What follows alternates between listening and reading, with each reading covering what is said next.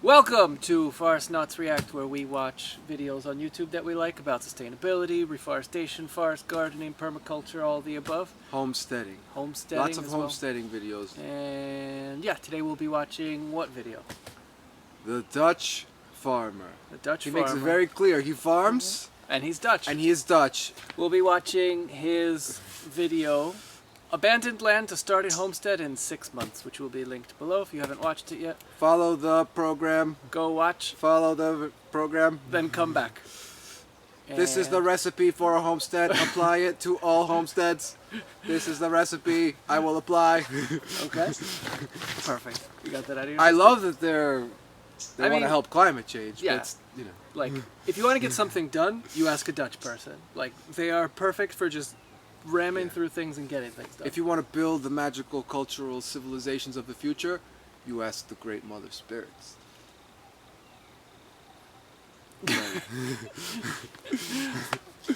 Let's start it up. This is when I discovered him, when he was still in France. Okay, so you knew about him before. I really liked him because he was gardening among trees, and I was like, finally an organic market gardener who's gardening among trees. Yeah. Because you don't lose productivity by losing a few hours of light. Yeah, that's southern Portugal. You can really see the contrast between France and southern Portugal. Oh yeah. Those dry pines with the high crowns. Looks like it's suffering. The land's just like Yeah, so dry. Portugal is dry. Yeah. I just want to say, if you see a lot of exposed boulders like this, that's usually screaming erosion. Yeah. That's usually screaming around that area there's thin soil. That's usually saying, hey, I want to find out where the deep soil and where the shallow soil is on my land.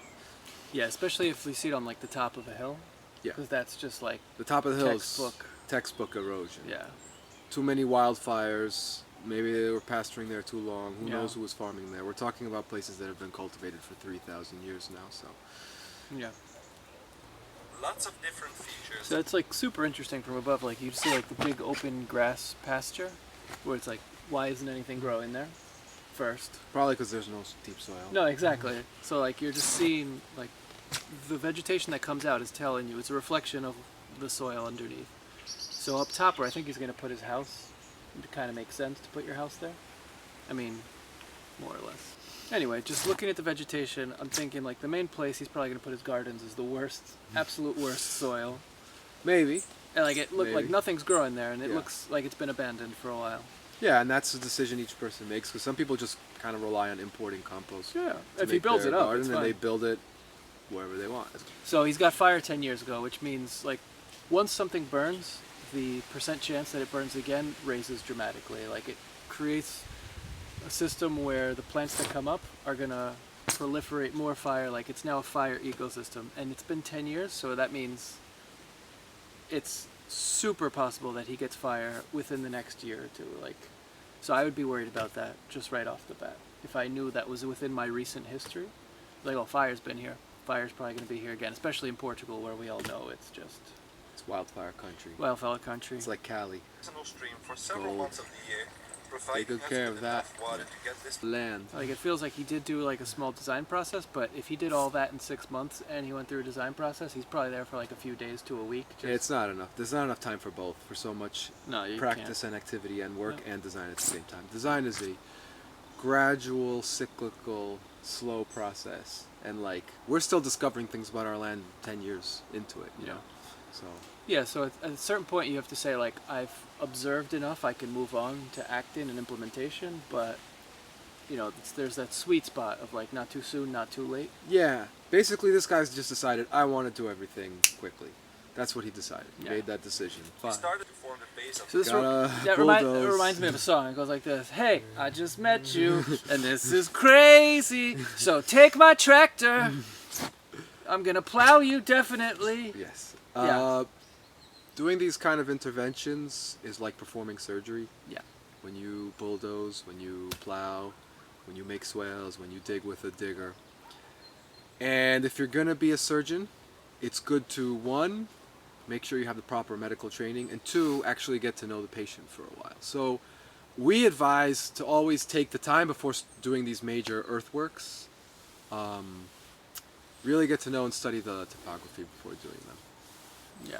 And the seasonal changes, like at least a year, ideally. Watch the rain for a year. Get to Yeah. know where the deep and shallow soil is. Get to know what the soil profile actually is. Find out where there's actually good patches of fertility and where there's not good patches of fertility. Get to know it. See, you're bulldozing information, but we might not have the training to interpret that information yet. So as we're on the land and we know, okay, what species are where all the time, and then we read some books, go to some classes, and we realize what those plants are indicating about the soil and the land. Yeah. Then after that, we could start doing some interventions. And then we also have to learn things about water harvesting, earthworks, how to do it in a stable way.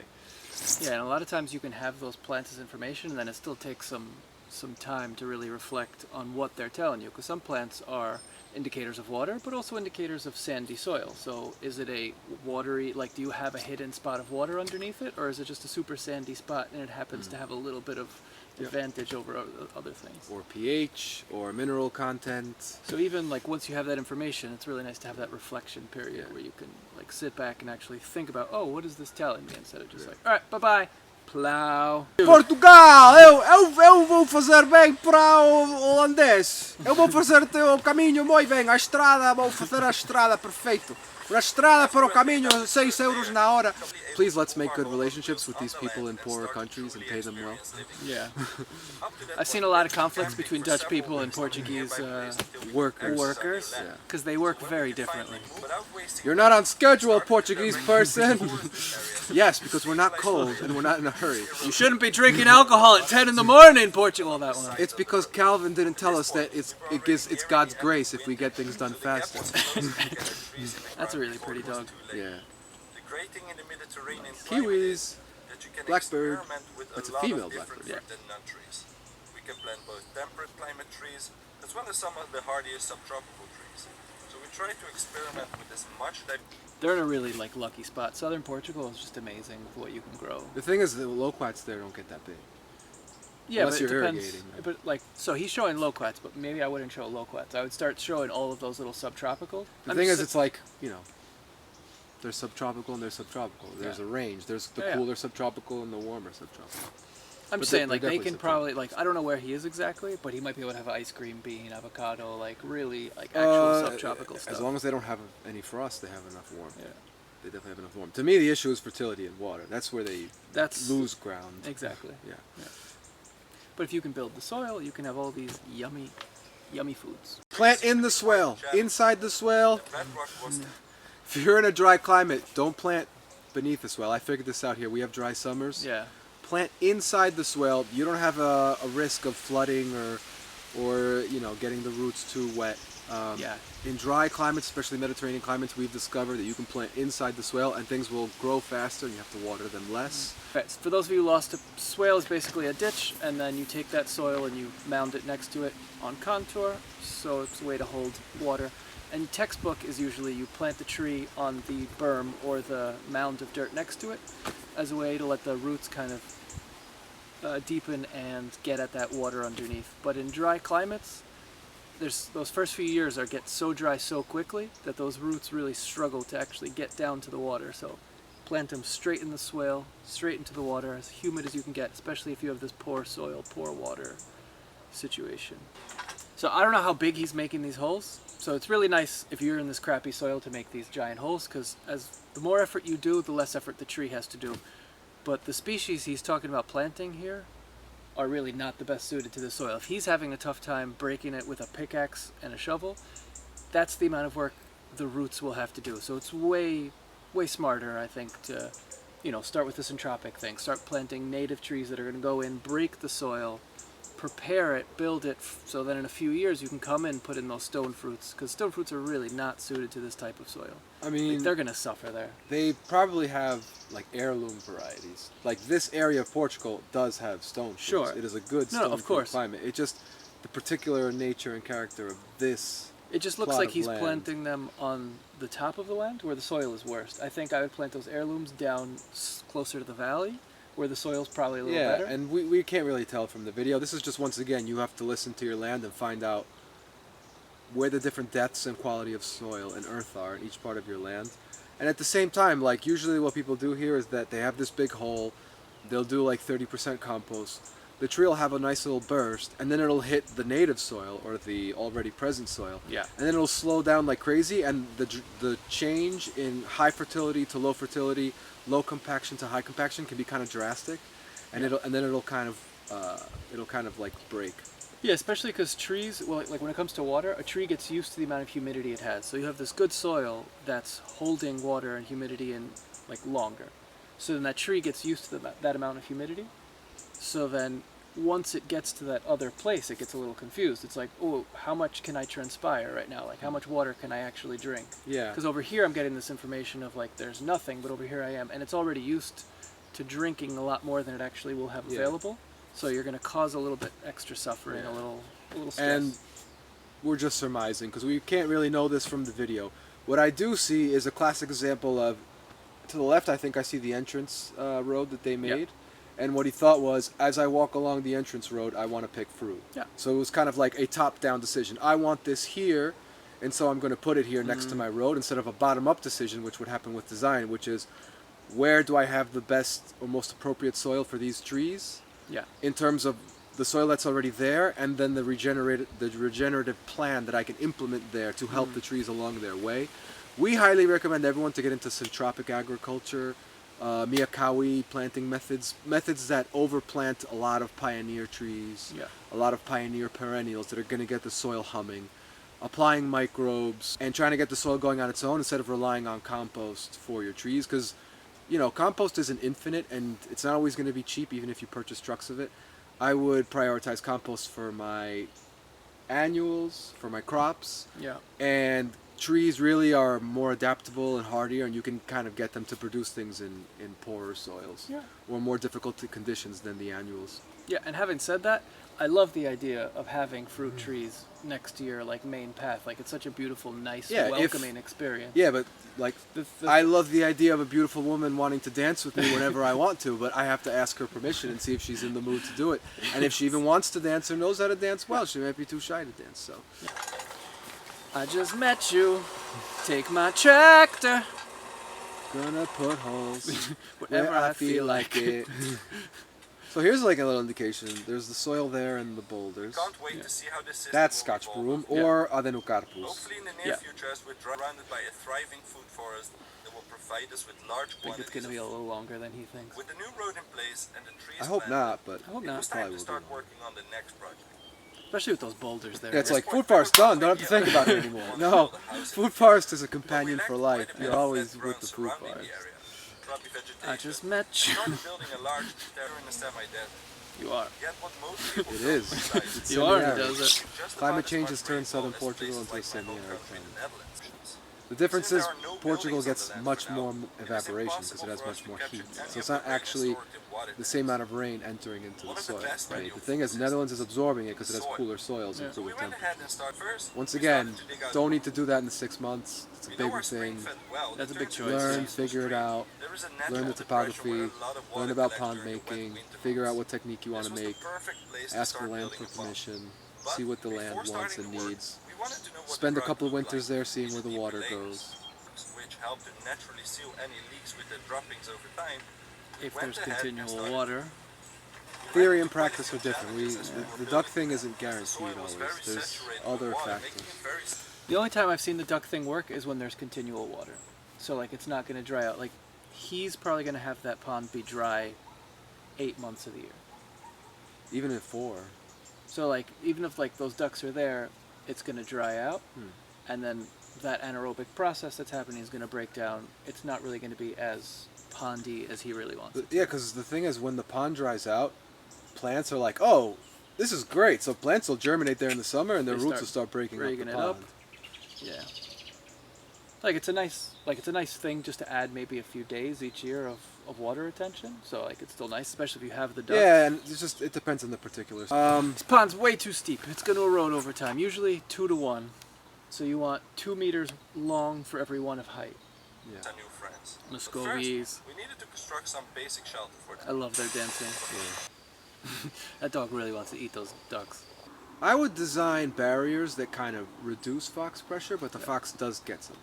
Yeah, I mean, ideally you always you want to feed the native habitat. Yeah. Like you just need enough ducks and geese or whatever to actually Yeah, have basically, that yeah, natural exactly. population control. My goose and duck population Yeah. is outpacing the hunting odds of Yeah. the fox.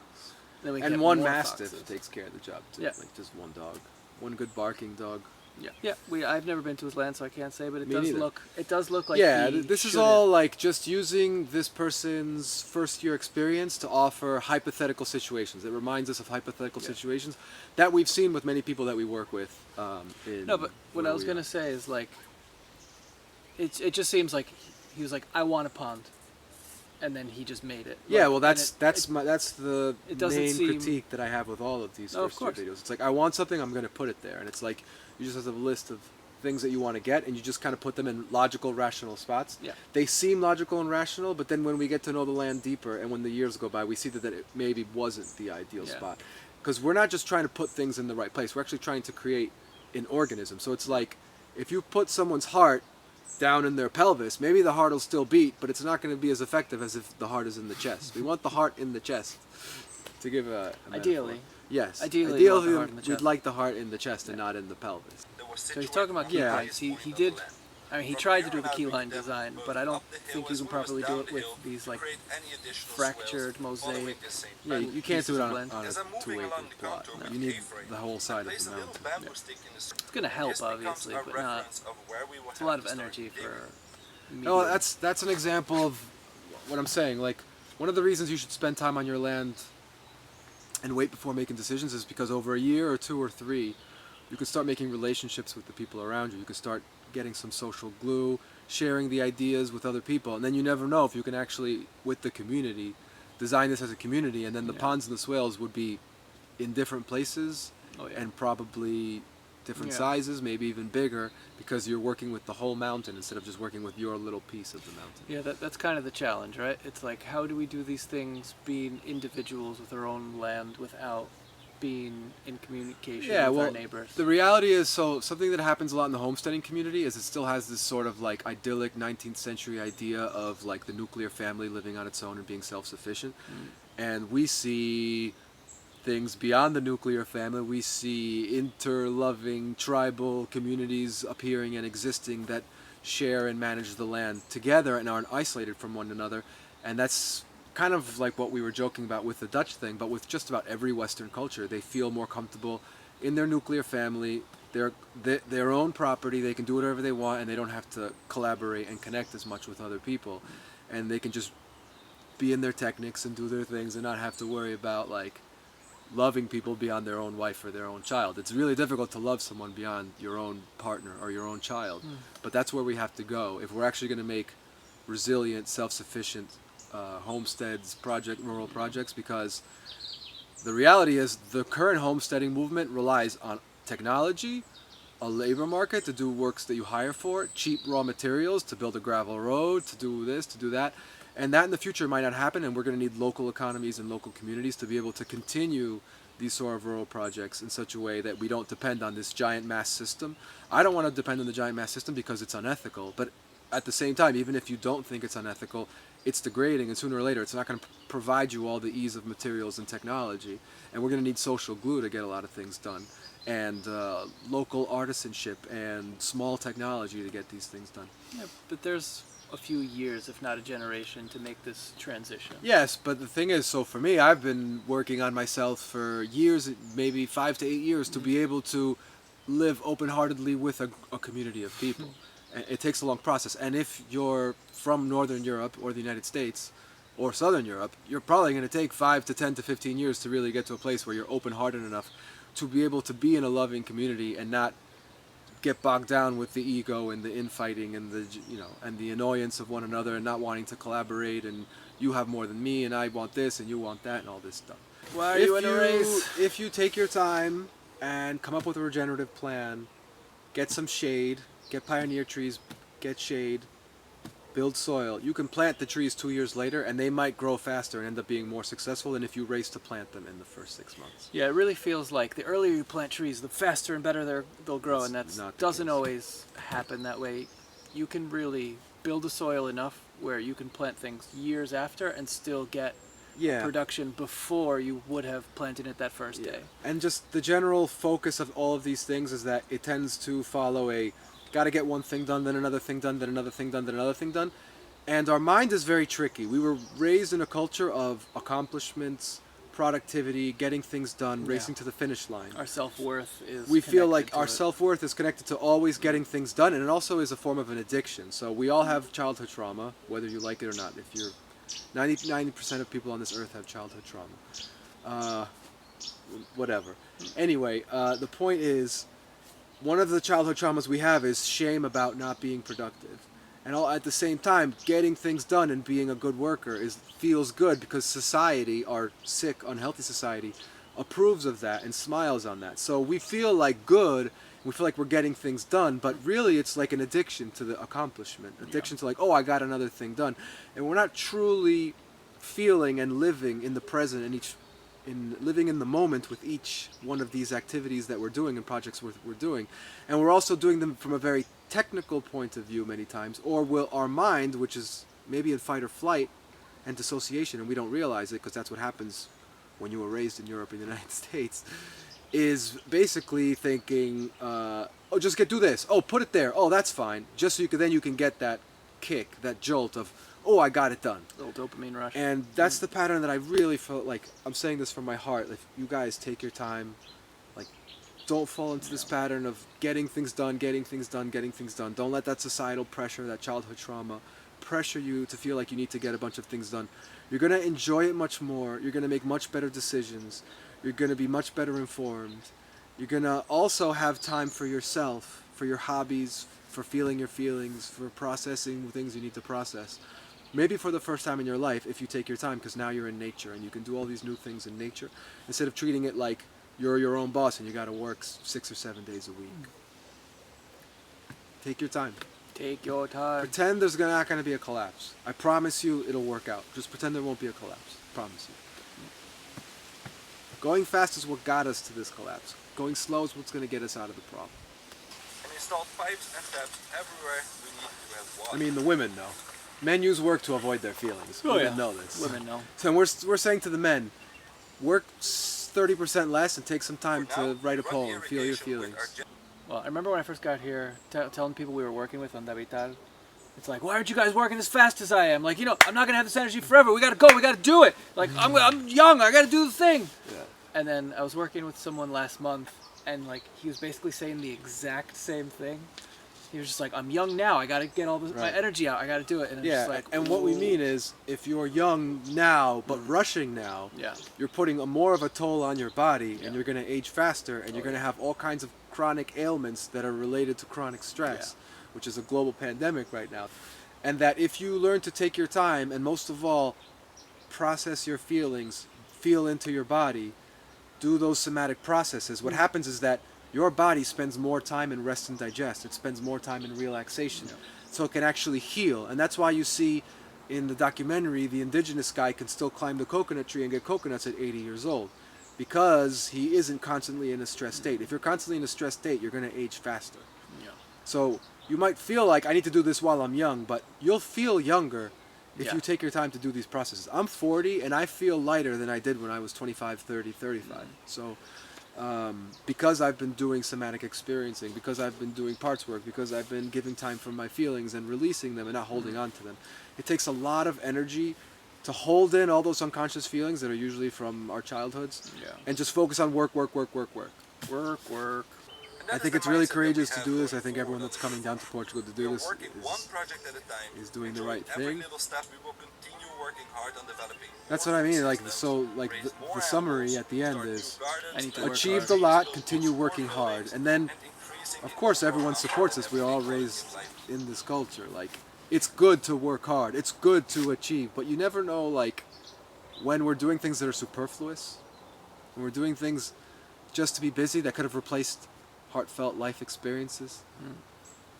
And the standards of living we have are kind of crazy and unrealistic, and not everyone's going to have the whole suburban comfort package on their own homestead. Yeah, this is our message, not particularly for this guy, but literally for every human being on Earth who will eventually, sooner or later, need to reconnect with nature and probably be more connected to their own food systems Ideally. and energy systems. Final thoughts, For example, even though I know planting trees is such a satisfying and wonderful thing, and you think about how they're going to take 5 to 10 to 15 years to produce, because like I said, if you design and come up with a regenerative system and plant some, just let the weeds grow and let the shrubs grow and just use that shade and that organic matter from the year before, they'll also be a lot better because you'll have more knowledge and experience, and you'll also place them in better places.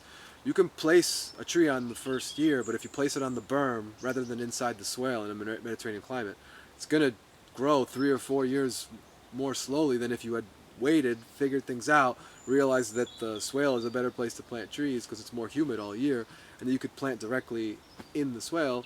You would have ended up having things sooner. So take your time. Take your time.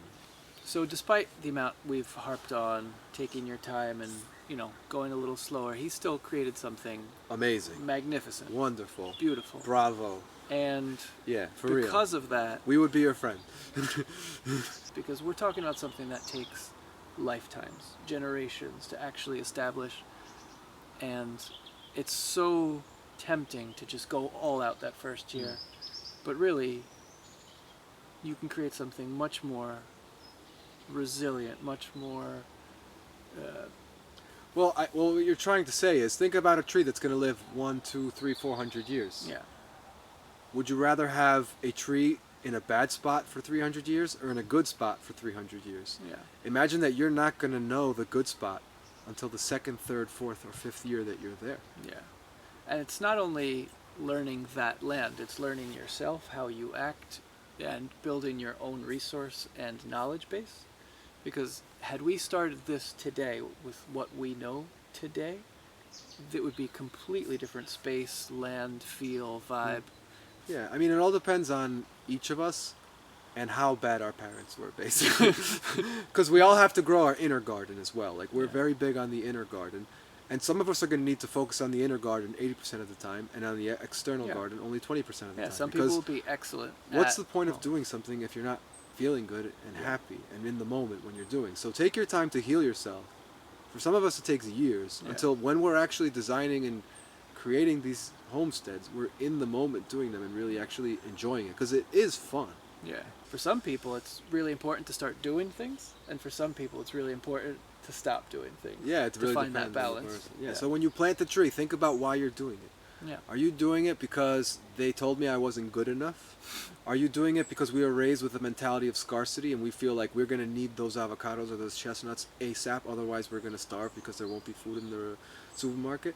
Or are we doing it because we're thinking about 7 generations? We're thinking of the wonder of the child that someday will climb that tree. We're thinking of the wonder of the culture that will someday pick up that harvest from the ground and then celebrate and do their ritual and do their ceremony. All right. I think that's a nice place to end. Thank you for watching. Peace out! See these 2 trunks? You ever play Breath of the Wild with the dueling peaks? These are the dueling trunks. Dueling They're trunks. wrapping around each other to see who's gonna be the main trunk of this mulberry tree.